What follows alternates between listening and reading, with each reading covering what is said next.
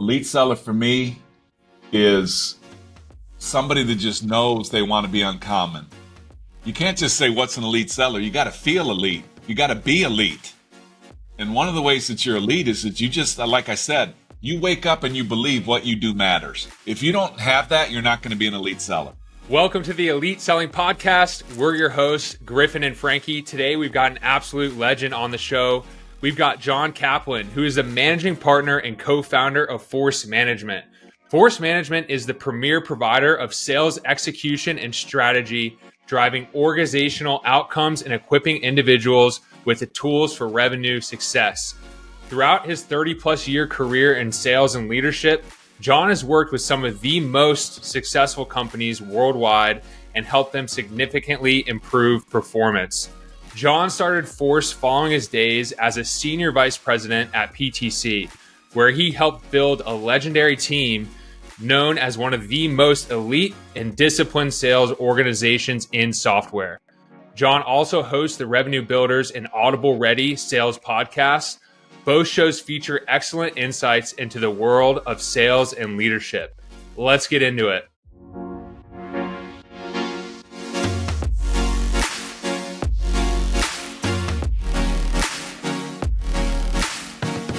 John, welcome to the Elite Selling Podcast. Thanks for being here. Thanks, Griff. Really a pleasure to be with you and Frankie. Thank you. Love what you guys are doing. Well done. Appreciate it. Yeah, Frankie and I are both avid listeners of your podcast, Revenue Builders. We both, like we mentioned, went through Force Management training together almost 3 years ago now. And so we're excited to have you on today. Yeah, thank you. It's a pleasure, man. Awesome. Well, we are ready to get into today's topic, right? Of selling when times are tough and being an uncommon seller. For context for our listeners, right? It's the end of January 2024 as we record this. Many of our listeners, Frankie and myself included, are getting ready for the new fiscal year starting next week. Some of us are already kicking off the year. Now, Frankie and I know better than anyone that it's a tough environment out there, and we're excited to hear your recommendations. But I think Frankie and I wanted to kick things off with maybe something you're excited about and looking forward to as we head into 2024, and then we can go from there. Well, guys, I'm seeing a completely different tone in the marketplace. Now, my customers at Force Management are typically technology companies that are, that have sales forces that are, going to market in certain ways, certain different ways or whatever. But the people I'm interacting with, it's a much different tone right now than it was in, November and December. But I realize that might not be for everybody. So I'm totally prepared for, how do you sell in difficult times? Because we're just coming out of it. Like, we had to get ourselves really focused on that. So one thing I'm excited about is, it could be also that Michigan won the national championship. So yeah, go Blaze. So my disposition is rather happy. Even though we just lost our coach, I'm still happy. The Chargers. Yeah. I don't begrudge him. He delivered for us, and my eyes have seen the glory. I went to the national championship game, and my eyes have seen the glory. But I am prepared to talk to you about, if you guys want to get into it, what, selling in tough times, there's a few things you really got to focus on. Yeah, absolutely. Yeah, we'd love to get into that. And later we want to hear about who you rooted for when Bowling Green played Michigan. So that was a tough one, actually. Yeah. Remind me to tell you about that. That was a tough one. Awesome. So go ahead, Frankie. Yeah, telling or selling during tough times, right? I mean, sales is one of the hardest professions, but it's one of the most rewarding professions out there. I think to be an elite seller, to be a great seller, there's always going to be challenges, but especially now, like, what are some common themes that you're sharing with your teams as you're going out, doing your trainings, doing your consultings? Like, what are some of the themes that come up, and like, what are you sharing with those guys? Yeah, so it's a really good question. And I think it really takes purposeful thought and execution. First thing I think about when I wake up in the morning, I say to myself, I have got to rise above the noise. I have got to rise above the noise. What do I mean by that? There's a lot of noise out there. There's political noise. There is geopolitical noise. There's just a lot of stuff happening in the world. And therefore, it's creating a lot of noise in business. The cost of money is high, budgets, and, everything's being checked twice and three times. There's more people that are involved in these sales. And, they call it a collaborative sale, which really means everybody's afraid to make a decision. So we're going to get 5 people in a room to collaborate on it or get consensus. And that's all affecting sellers. But I just want you to think about when you wake up in the morning, you got to rise above the noise. Just write that down. Today, I'm going to rise above the noise. But how do you do that? And I got a couple of ideas for you. So first of all, any conversation I have with anybody, I'm prepared for. The difference between stress and pressure for me is preparedness. I don't get on the phone and shuck and jive or whatever and, shoot from the hip and, hey, how you doing? Did you have a good year? Like, Happy New Year, blah, blah, blah. I'm not talking about not being kind or not being, not having a good personality. I'm not talking about that. I'm talking about being purposeful. And so I talk about, every call's got to have the 3 P's for me: purpose, process, payoff. What's the purpose of my call? So when somebody calls me and I pick up the phone, if I pick up the phone, I hardly ever pick up the phone now in today's technology. But if somebody gets a hold of me, I'm thinking, why are you calling me? And so you have to state a purpose. The reason why I'm calling you is, and then that has to be a warm reason. And we'll come back and talk about that in a second. The process. What do you want from me?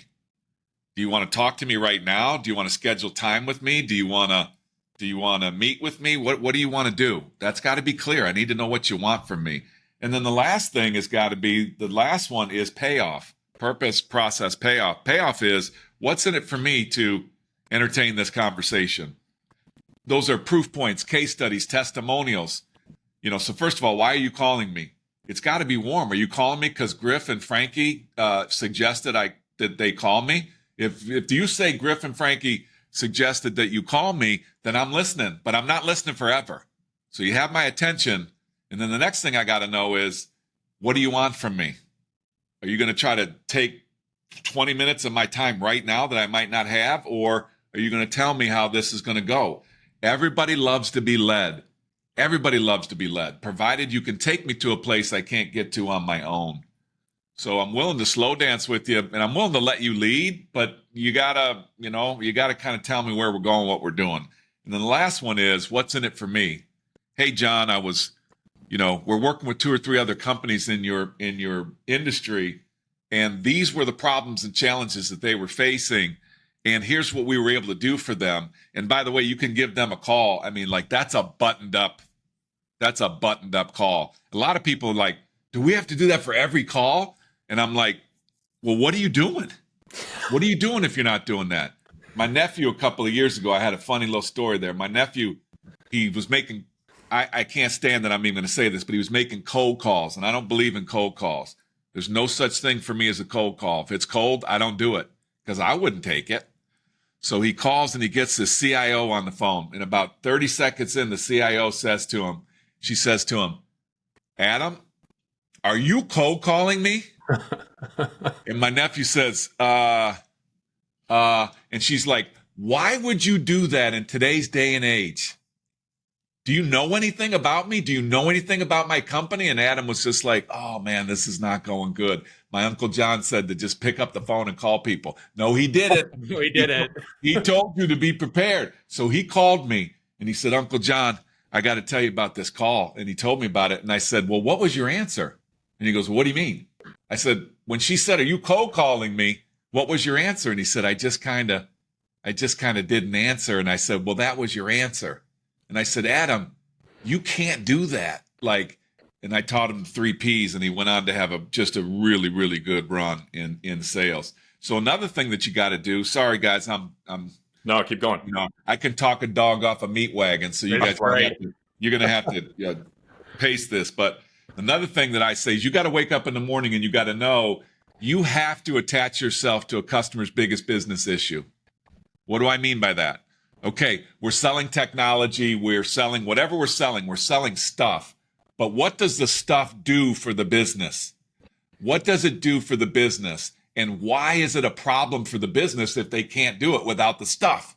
So I call that attaching to the biggest business issue. I'll go into forecast sessions with people and they'll put a number up on the board or put a count up on the board and I'll say, or a deal up on the board. And I'll say, hey, what's the biggest business issue facing that customer? And they'll be like, oh, well, their customer portal is bop, bop, bop, bop, bop, and it's got latency and boom, boom, boom. And I'm like, wait, I asked you what's the biggest business issue? And they're like, well, I'm telling you what the business issue is. And I said, no, you're telling me what the technical issue is. Now, the technical issues are very, very important, but they have to lead to business impact and selling in difficult times, rising above the noise. You have to attach to the biggest business issue. The other thing you got to do is you got to wake up in the morning. You got to say, here's my differentiation. I need to influence it into the decision criteria today. So here's my differentiation. I don't care. It's faster. It's more, whatever it is, whatever the features and functions are that make you better or different than your competition, you have to figure out how you're going to get it into a conversation. The best way is to look at the differentiation and ask yourself, so what? So what if I don't have that differentiation? So what if that customer doesn't have that capability? What bad things will happen to them? Okay, those are some really bad things. Okay, let me work on some discovery questions to ask about the bad things when they happen.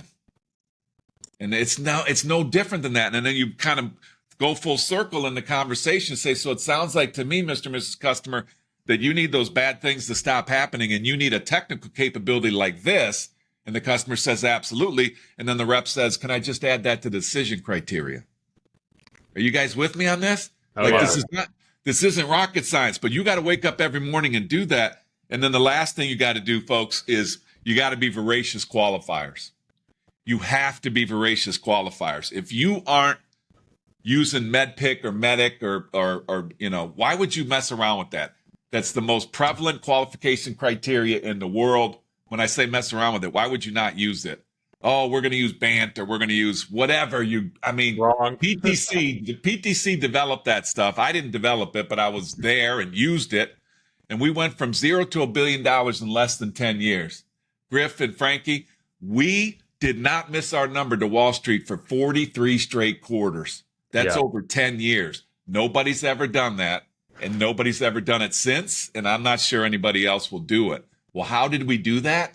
Because we had a culture of voraciously qualifying. I got a couple more here if you're okay. Keep going. All right. Number 6, for me, you got to up your pipeline.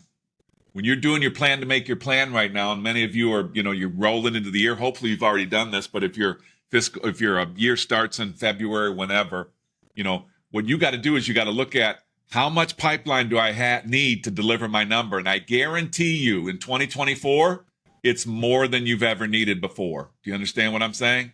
If you did 3 times pipeline before, if you were using metrics for that, and if you don't know that, that's a problem. Like, how much pipeline did I need to generate my number? Your company should have good statistics on this. And I'm just telling you, if it was 3 times last year, it's probably 4, the beginning of last year, it's probably 4 times now. If it was 4 times, it's probably 5 times now. So just be honest with yourself. If you're putting together your plan and your pipeline isn't any bigger than it was last year, I think you're going to be at a disadvantage. And then the last thing I'd just leave you with, you got to wake up in the morning and you got to say to yourself, what I do matters. What I do matters. So that means you're emotionally connected to what business outcomes you actually can create for people. But if you think you're schlepping software, you're schlepping services, or you're schlepping, healthcare equipment or whatever you're doing, if that's what you think like you're doing for a living, you got to go find and do something else because it's going to come out. When I meet people that believe what they do matters, it shows up in the way they sell. And in 2024, it's not just going to be about what you sell. It's also going to be about how you sell. So I know that was long-winded. Sorry about that. But those are the things I believe in. I think with our entire podcast, listeners need to re-listen to this. But I'm going to do my best to summarize. Frankie, keep me honest, right? The 3 Ps, purpose, process, payoff. Yep. Pain, biggest business issue. Find that, attach yourself to it, Yep. qualify. Got to be Yep. qualifying in pipeline generation all the way through close one. Once you've closed the customer, continue, Yep. always qualify. Yep. Build your pipeline, work your way backwards, right? Differentiation, we could switch those, but differentiation. And then last one, what you do matters. Yep. So Frankie, I know Frankie loves talking about the pain and sitting in the pain. He loves that term and doing the slow dance, like you said, John. But I want to go back to the very top, purpose, process, payoff. Early in my career, when I first heard that term, purpose, process, payoff, back at People AI with Frankie, I think my first take at that, and I think a lot of sellers' first take is, what's my purpose for the call? What's my process for the call? What's my payoff for the call? And I outlined that in a prep meeting. And I think in my first prep meeting with, I'm going to give a shout out, Zach Sikora and Jill Brown at People AI, it was like a turning point where they were like, none of this is focused on the customer. Yeah. None of this has anything to do with the customer's purpose for the call, the customer process, and the customer's payoff. To your point, seller deficit disorder. So in a tough selling environment, the seller deficit disorder, talk to us a little bit about the importance of understanding that. And maybe in an up economy, it's very easy to make it sound like you know the customer's environment, make it sound, but like, what did sellers really miss in today's environment that they really need to double down on? Such a good question, Griff. So let's go back and define what that seller deficit disorder means. So they've been doing a study with buyers of goods and services, and they ask them questions about sellers. They've been doing it for about 50 years. And the answers have come back the exact same today in 2024 that they were 50 years ago. And the question is, what are your biggest problems or challenges with people that sell to you?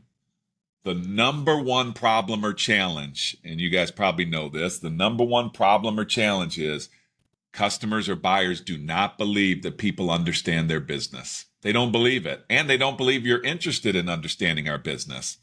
So you have a deficit when you show up. The next thing is they do not believe that sellers listen very well. So the seller deficit disorder says, okay, how am I going to overcome that? Every time I come to a conversation, have you bought a car lately?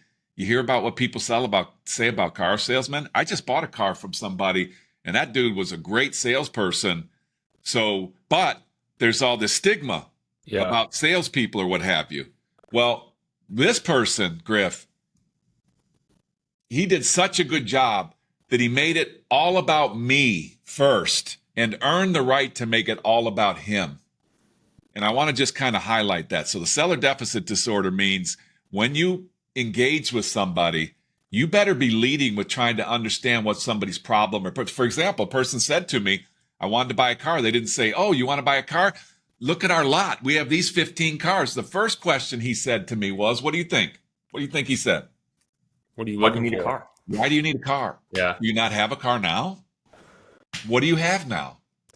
What do you like most about what you have now? What don't you like about what you have now? What have you been thinking that are, like, since you're looking at that, what is the minimum criteria that you need to have? And I mean, this person could have been selling software. I heard that, man. You with me? You with me? So that is seller deficit disorder. So when you come to a situation, and here's my thing, guys, I would say that if you have an order on the table right now, or you got a proposal on the table, and you can't tell me what's the biggest business issue facing the customer, and you can't tell me what are the positive business outcomes this customer is trying to achieve, and therefore, what are the technical required capabilities that are aligned to that? And by the way, how are they influenced by our decision, by our differentiation? And the third is, how is the customer going to measure success? If you don't have that information, you are not ready to ask somebody for an order. Because here's how it goes.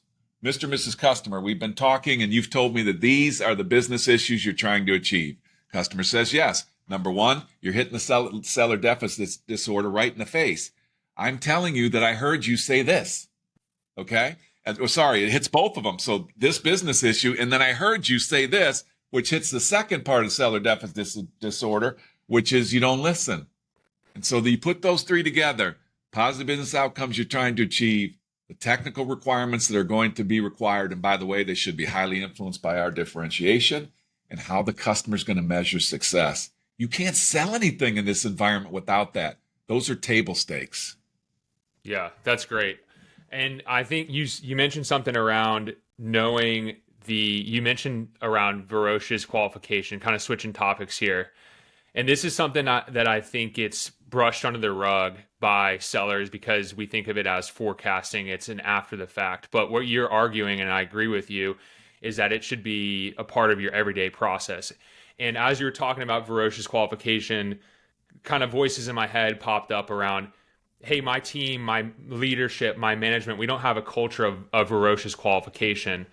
So what would you say to those sellers, and why would you say it's so important, even if you don't have that type of culture that you're sitting in? Well, first of all, I would say the excuse department is closed, meaning it doesn't matter whether your company has a methodology or what have you. Go get the methodology. Go pick up a book called The Qualified Sales Leader by John McMahon.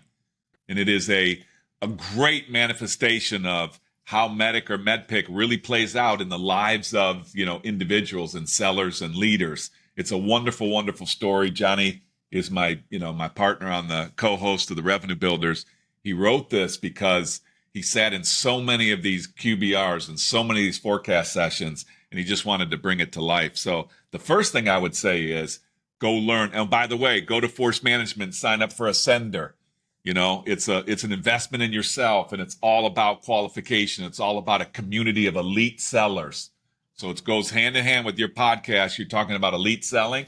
Where they go to execute, where they go to learn is ascender.co. That's affiliated with Force Management. That's a little plug, but sorry about that. Now, no worries. Frankie, we're both members, by the way. Yeah. Oh, you are? Thank you. Yeah. Fantastic. Well done. Yeah. Okay. Shout out Rachel and Kathleen. You got it. Thank you very much. Okay, so now I'm saying to myself, okay, I got to learn what qualification criteria is. Just do yourself a favor. You can even go on the internet and find MEDDIC and MEDPIC. It's almost all public domain information. So once I learn the qualification criteria, now I got to bring it to life. Because so many people, Frankie, just learn MEDDIC or MEDPIC and they do it as like a check in the box. And some companies have done a great job of bringing it into Salesforce.com. We have something at Force Management called Opportunity Manager, which is awesome, which brings MEDPIC and MEDDIC into Salesforce.com. There's another plug there. It's an awesome product. However, what MEDDIC and MEDPIC do is it's like an X-ray. You put that on top of a leg to find out where it's broken. You put it on top of a broken leg to find out where the broken bones are. It does not teach you how to close the wounds or how to fix the broken bone. But you can't do that without first understanding where the bones are broken. So do yourself a favor. If you're a young seller, if you're even an experienced seller, and you're just looking for kind of a lift, go and gross yourself into MEDDIC or MEDPIC. The only difference in the Med is a P is paper process. You'll figure all that stuff out. It's really, really simple. It is tested and true. And what I would say to you is you don't need your company to qualify you. Mm-mm. You need to qualify the business. And based upon that qualified business, you could probably, at forecast sessions, okay, this is a very qualified deal. I need the 100-pound brain. I call them 100-pound brains. Who are the smart people in the company that everybody's trying to get resources from, get them to show up on sales calls or get them to show up on proof of concepts or whatever. I get access to those people. Sorry about that. I get access to those people because I have a qualified deal. So you're participating in your own rescue. So the excuse department's closed, Frankie. I don't care if a company doesn't do it officially. Who cares? It doesn't mean the individual can't do it. Yeah, at the end of the day, it's your franchise. It's your business. Yeah. It's your commission check. It's your W-2. So why wouldn't you want to apply all of these things to your own business? Yeah, John, early in my sales career, I was lucky enough. My first company we didn't have any sales qualification methodology, but I interviewed for a company and actually got shot down in the room. And it was one of the best things that ever happened to me because in the room, the hiring manager was asked, what's your sales qualification methodology? Do you use MEDPIC? I have no idea what MEDPIC is. And he's like, you're not ready. Go home, study it, come back. And that just rejection sent me down the path of learning about MEDPIC. And that just takes your game to the next level as a seller, focusing on the qualification, really become a professional in your job, and making sure you're detail oriented and you're prepared and you have a process. I think that was the big light switch for me in my career. I So love that. absolutely, to all the young sellers out there, go focus on MedPick. One of the things I did want to switch gears with you on, John, was Yeah. on another podcast of going down the list of elite sellers. One of the key characteristics, one of the key processes of an elite seller that you highlighted, one of them on the Audible Ready podcast recently was the franchise mindset, right? Owning your territory, owning your accounts, being really the CEO of your territory. I think one thing unique to you, I'd love to learn from you as a former seller, sales leader, now entrepreneur, CEO of Force Management. Talk to our audience a little bit about how your selling skills helped you as you went off and started your own company, right? I think a lot of sellers out there have that entrepreneurial mindset and would love to learn from someone who's been there and done that. I like that. I'm going to do a little qualification. The CEO of Force Management is my best friend, Grant Wilson. I'm the president. Sorry. Grant is the best CEO. He's a great friend, but he's the best CEO I've ever seen in my life. And, I'm good. I think I'm okay at, running processes and stuff like that inside companies, but I have so much more of a sweet spot that's out in the marketplace. And this guy takes the teams to the next level. I mean, Grant's just really superior. Okay, let's talk a little bit about this franchise mindset and tell you how I utilize that to really kind of start Force Management back in the day. Okay, so for me, let's just talk about what we mean by that. Franchise mindset is you have to believe that you are responsible as the employee, that you are responsible for knowing everything that there needs to be known about a territory or an assignment. Now, I understand some territories are made up of accounts. Some territories are made up of just like one account, which has multiple, like Bank of America, but it has multiple, I call it, multiple accounts inside a Bank of America. So the franchise mindset is that nobody should know more about that opportunity. Nobody should know more about that franchise than you. The other thing is you can build your plan. I call it the plan to make the plan. You can build your plan based upon the franchise. And it starts with an ideal customer profile. And I'm getting to the point about Force Management here in a minute. The ideal customer profile, you got to build your plan on an ideal customer profile. I've looked at plans before and I've said, hey, let's talk about how you're going to make your number. Let's look in and dig into these accounts. And I'm seeing accounts that are and opportunities that are not in the ideal customer profile. And I'm like, okay, what do I know about that? I know that it's going to be harder to sell those. Why? We probably don't have a lot of proof points in that. Now, it doesn't mean that it can't become a proof point, but I'm telling you, you got to be honest with yourself. If your number this year is made up of somebody outside of your ideal customer profile, that's a risk for your company and for you. Okay, let's say you get the deal. Fantastic. But is this company because you got to do it all for banking now or something?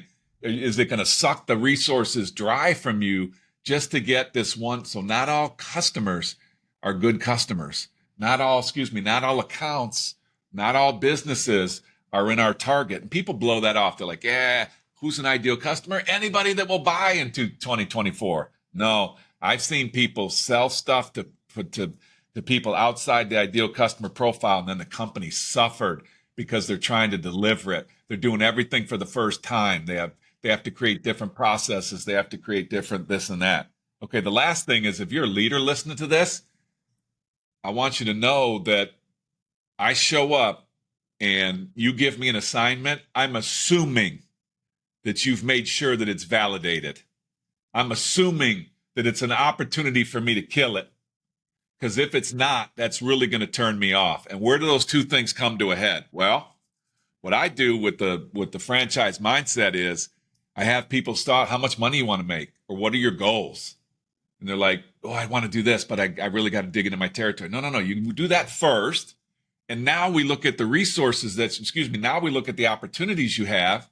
And if you've done a great job on it, I can tell you, I think you're going to make that plan. By the way, it was 2X, it's got to be 3X. It was 3X, it's got to be 4X this year. So keep that in mind.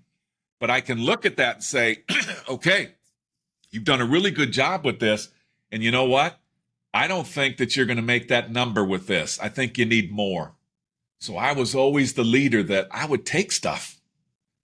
And I'd go to people and I'd say, look, okay, you put together a plan here to make your plan and you're going to make your number. Here's 5 accounts that I've been asking you about for the last 3 quarters, and you haven't done anything with them. Now, just be honest with me. Do you really believe you're going to be able to get there this year? And they're like, well, I don't know, but I don't want you to take them away from me. I'm like, hang on a second. We can't grow. You like your stock price, you like your options, you like equity in the company, whatever it is. We can't grow unless people can get to these accounts. And I just lay it on the table. If they're business people, they understand. They'll go, okay, you can take those accounts. I understand because I got too much. And the people that are, not prepared, and I take accounts and I give them to the people that are prepared. Okay, that's one thing. Now, Griff asked me about force management. How did we become entrepreneurs? I got to be honest with you. I was living in Germany and I was commuting to London. I was running the international part of the business for PTC, and Grant was running really worldwide operations. We were working together back then. It was a blast.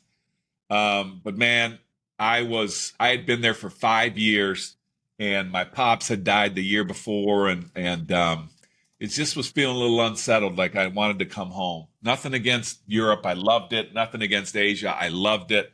But I just wanted my kids to grow up in the United States. And so what I wound up doing was, I still have it. I got on a plane and I wrote down on a napkin.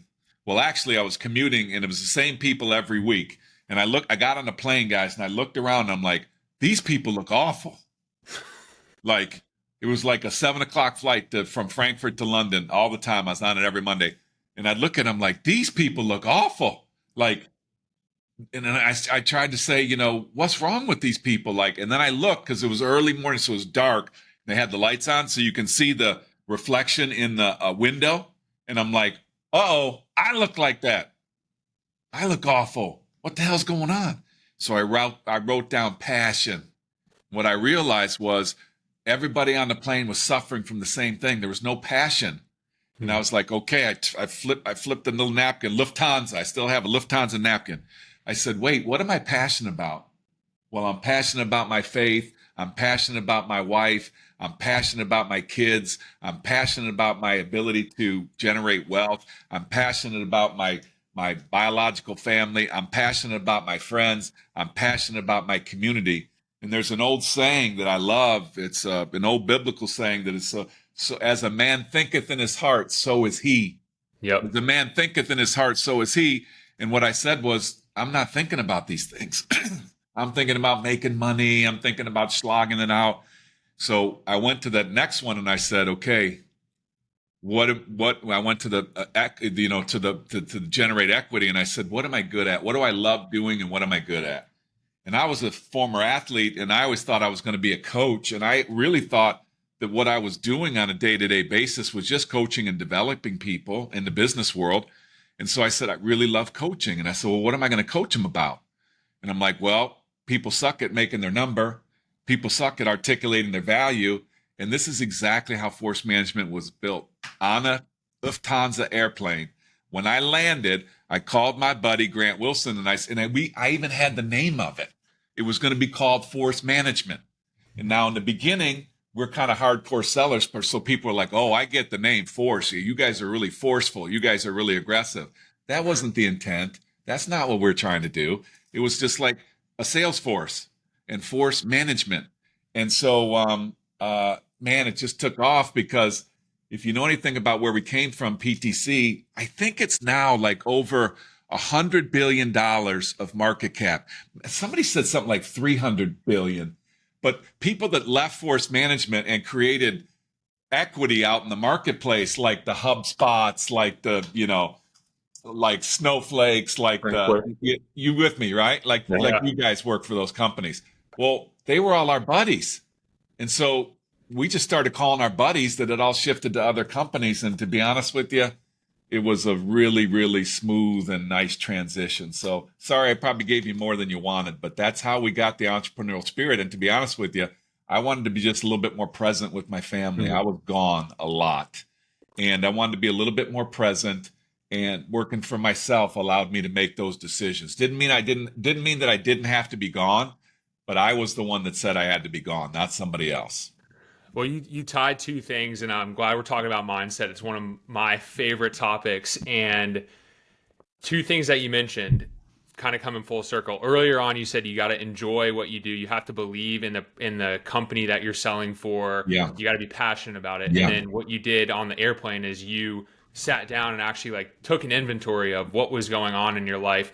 What were the things you actually were putting your attention into versus what your values were, like you mentioned, around your family and all that stuff. Yeah. And I think one of the biggest myths, and I struggled with this for a long time, is that you have to quit your job, you have to go become an entrepreneur, you have to go do your own thing to become completely happy. But what I've found recently over the years is that you can actually be happy in your job as you're building your life, as you're building out what you want to do ultimately. And like, you had to go through Xerox, PTC, and kind of go through these steps in order to get to where you're at today. And now look at you, you're changing the landscape for so many sellers. So my question to you is, if I'm sitting here as a AE or sales leader or somebody working for somebody else, like, how do you go and encourage people to, number one, find that passion in your day to day? And number two, you know, when you're getting the shit kicked out of you every day, like, how do you keep coming back for more and stay motivated? Frankie, dude, that is such a great question. And I'm so glad that you asked it. I'm reminded of a gentleman. I'm just going to call him Steve. He's a really good friend of mine. And he called me one time. He became a good friend, but I was in Charlotte. He called me and said, "Hey, can I meet you?" And I'm like, I don't know him. And, you know, he knew some people that knew me. And he said, "Can I buy you lunch?" And I'm like, well, I got to eat. So I made it like really close to my office. So if I had to get out of there quick or whatever, I'm not trying to be rude, but I'm just, you know, I didn't know what I was getting into. So I sit down with this dude, and this dude is telling me, you know, I'm not fulfilled. I'm struggling in this company. My leadership team is this, the product is that. I'm just listening, and I can empathize, man. I've been in those situations. You know what the first question I asked him, Frankie? I said, "Are you making your number?" And they said, "No." And I said, "Well, all that other stuff you just told me, is that the reason why you're not making your number?" And he was like, "Well, it's part of it, but and I said, no. I know that company he was working for. That company was making their number. I know that company. Yeah, it wasn't perfect. They didn't have, you know, they had some issues with some leaders or what have you. But what I said to that individual is, start with what's in, like God said to Moses. Moses was like, "Hey, I don't know how to take these people somewhere or whatever." And God said, "Moses, what's in your hand?" Mm-hmm. And what was in his hand was a staff. He was a shepherd. And God was telling Moses, he said, "Just go be a shepherd. You already know how to do that." And I did the same thing with Steve. I said, "Steve, what's in your hand?" He goes, "What do you mean?" I said, "You got a good territory?" He's like, "Yeah, I'm calling on all the banks in Charlotte." I'm like, "Okay, let's take a look at the product. Let's take a look at the value proposition." And there were some things that he was struggling with, but it was in his hand. And I said, "You got to take it from your hand, and you got to actually lead people somewhere. So I can't help you. You want to go somewhere? You want me to introduce you to my network? You're not making your number." I have never introduced somebody into my network that's not making their number. I got to tell you a little story about this person. That person stayed at that company probably another 3 or 4 years and wound up making $1 million a year. I'm so proud of this individual. And they just bought a huge place on the water in South Carolina, and they got married and they had kids, and like, I'm so fired up about that. Yeah. But it really all started from you know, Saban talks about, I love this. He says, you got to play where your feet are. What does that mean? What he meant was, if you have a bad play, you can't be thinking about that, because right now you got to play where your feet are, because the next play is coming.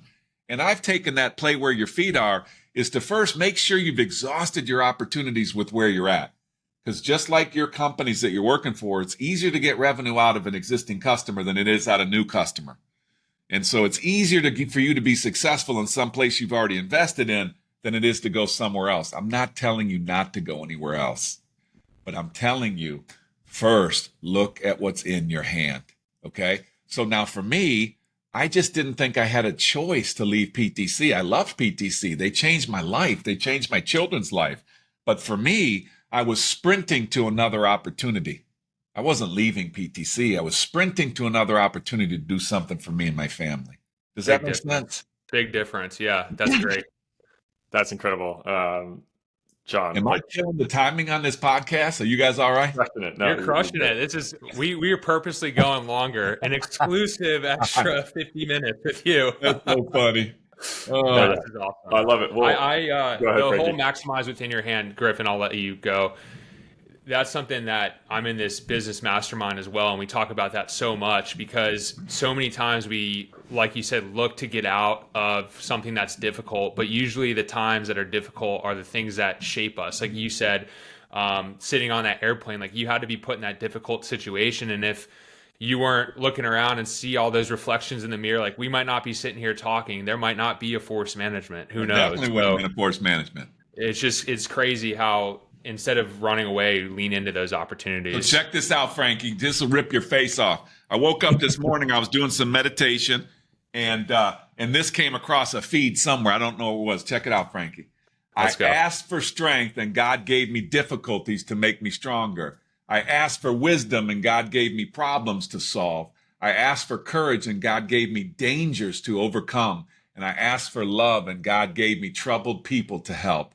And so at the end, it says, my prayers are answered. Now, I'm not trying to force religion or anything down people's faces. I just happen to, it's important to me, not religion, but it's important. Faith is important to me. So I tend to use a lot of those analogies. But what I wrote on faith, or LinkedIn this morning, so I read this during my morning meditation. This is not meant to be religious, blah, blah, blah. Okay, so my takeaway is that all experiences can be good. This is what you said, Frankie. All experiences can be good if we believe they are purposeful. And I just said, may you be driven and inspired by all of your experiences. Because I'm telling you, you think about it, Frankie and Griff, some of the biggest growth for us, all of us, has come from, at the time, we're thinking that those are difficult situations. My pop died. I was missing home, and I was thinking I just had to get home. And okay, but what came out of that? What came out of that was leveraging what I had in my hand, what I did with PTC, and then we started Force Management. Guys, we were thinking that was going to be a lifestyle company. Like I was just trying to replace my corporate income. I never, ever imagined that it would be the most dominant sales effectiveness firm in technology today. Let's go. Yeah. So, I mean, but my point is for you, Frankie, just like you said it's mindset. If you believe that's what's going on is purposeful, and I'm not talking, people that are really sick that might be listening to this thing and people are like, hey, the silver lining. And look, I'm not trying to minimize anybody's suffering, but I would just like to encourage you. I believe that even in suffering, there is opportunity for personal growth. Not because somebody told you that you could get it, but it's just something that you come through. Does it make sense? 100%. Absolutely. Yeah. I mean, I think two quotes Frankie and I live by. Number one, the obstacle is the way, right? Love it, dude. I love that. We live by that. And then the second one, my favorite, Frankie's favorite, is Jim Rohn. He says, "Don't wish it were easier, wish you were better." And Love I think that. those are great. What Frankie and I really bonded over, and why we started the podcast. And Chill bump. Yes. I love that.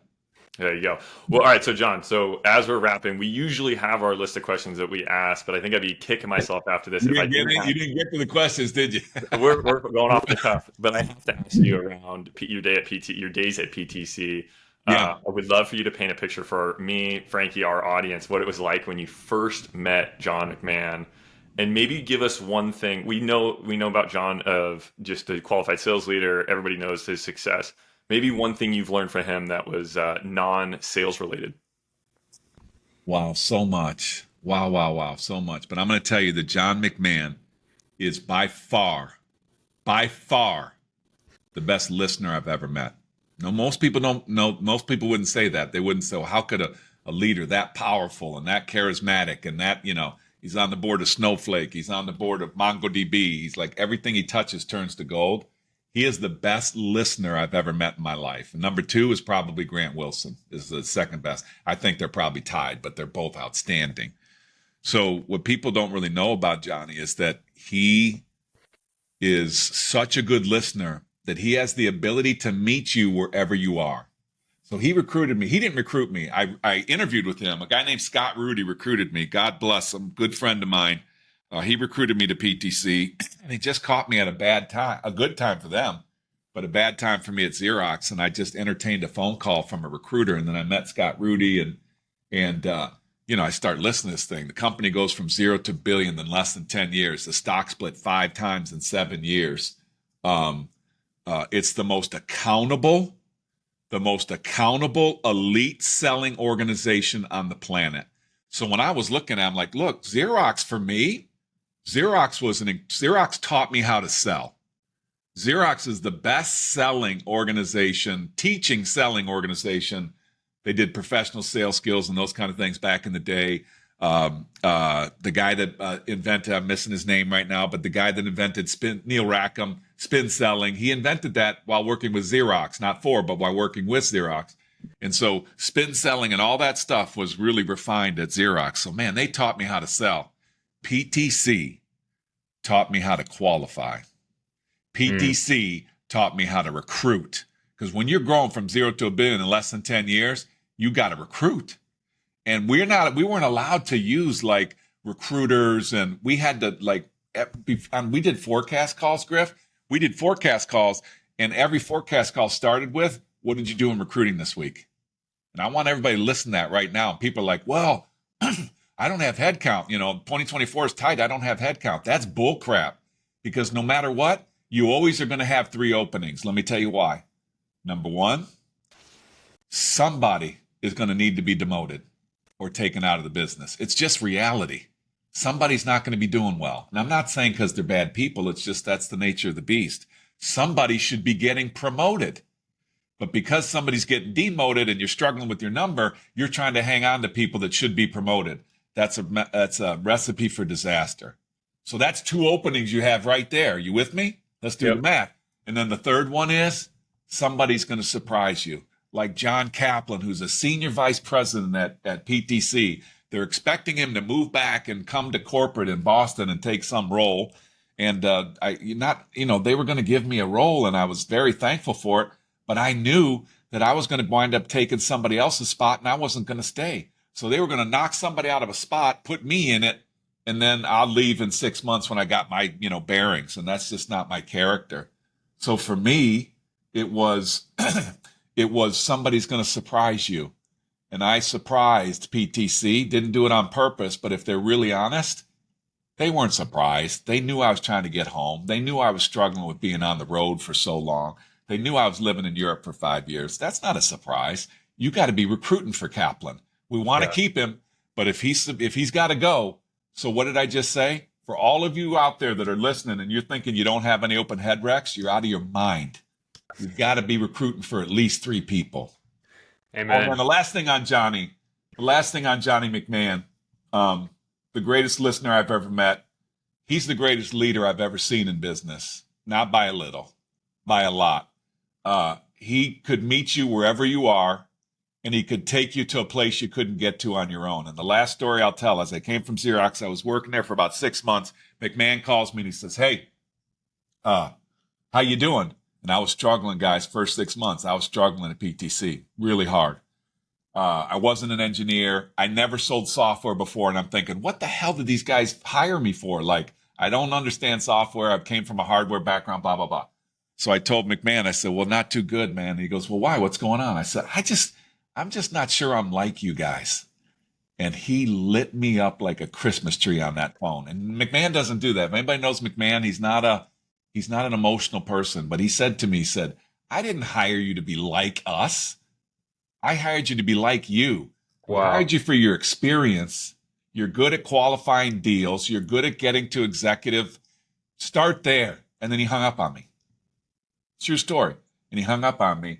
And I got to tell you, it's one of the proudest things that I've ever done in my career. I went on to be the #1 district manager in North America. But first 6 months, the jury was out. Like, it was still out. And I could go on and on about Johnny McMahon. He's one of my favorite people on the planet. Well, John, I wish we had another hour to keep going, but we've got one more question for you. But Yeah. before we get into that, is there any parting words you want to share with the listeners before we give you the final question? Anything we didn't mention that you want to make sure you get out to the ether?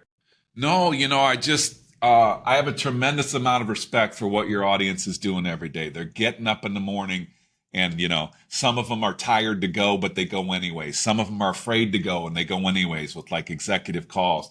I just ask you to tap into your courage this year. Courage is about being afraid to do something, but doing it anyways.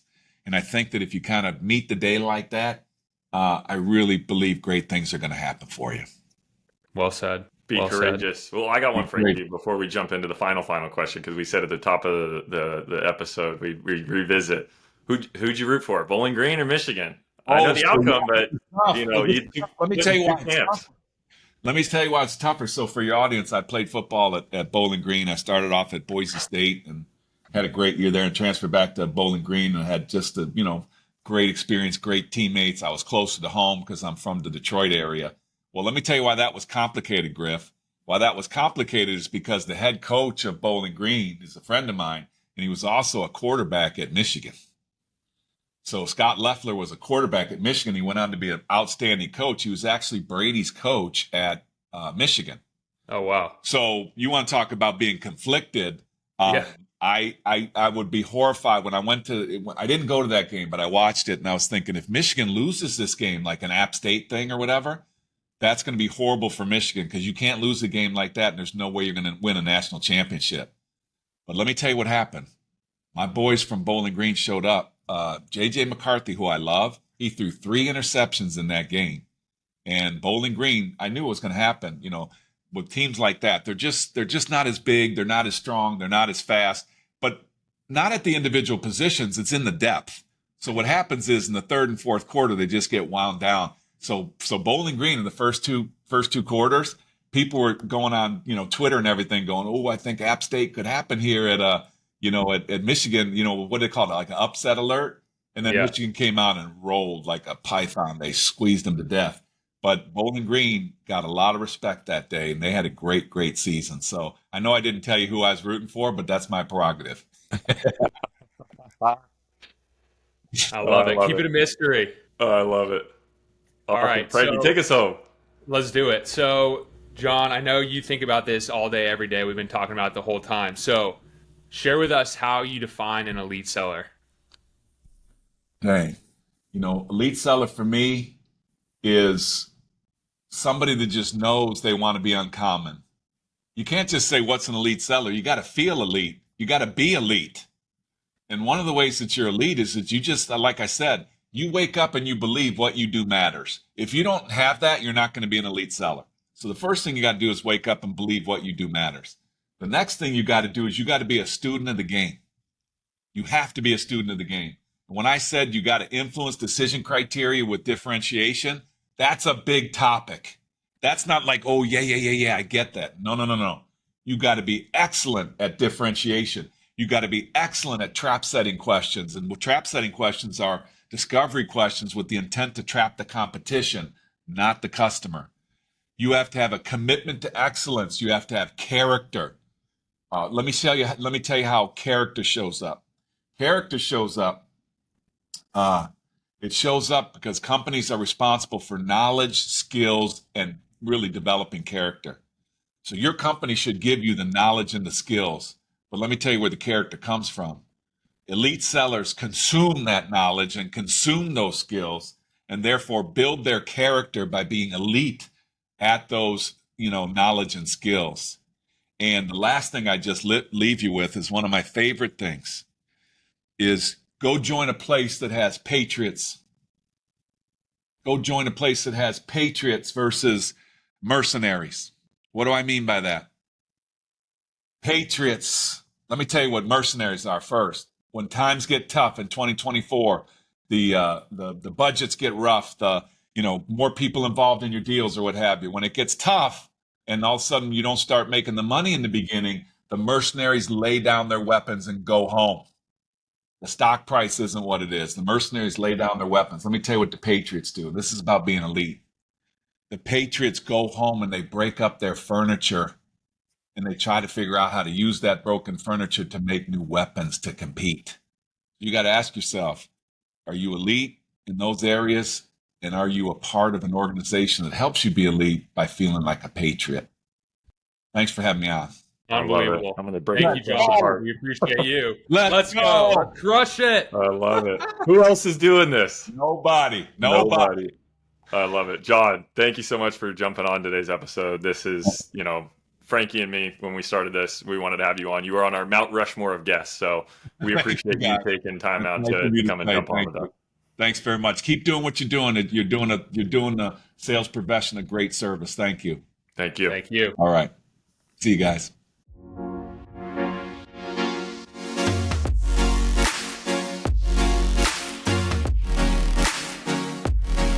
Thank you for jumping on today's episode of the Elite Selling Podcast. Frankie, myself, our listeners, really appreciate you taking time to get into it. What makes a sales rep elite? Selling in tough times, right? Getting into all of it. So again, thank you. So top of the list, we talked about some of the characteristics of elite sellers. I want to read them back for our listeners. The 3 Ps: purpose, process, payoff. Sales leaders should be focused on this day in and day out. Identifying the biggest business issues that a company is facing. Voracious qualification. John talked about the importance, beginning of the sales cycle, end of the sales cycle, always qualifying. Pipeline cures all. We're printing t-shirts next week. Let's go.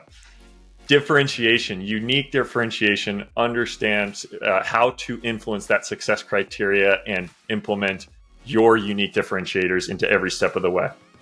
Then last, what you do matters. Wake up every day and remind yourself, whatever you have to do, you as a sales rep, you as a sales leader, what you do matters. John, can't thank you enough. See you next time.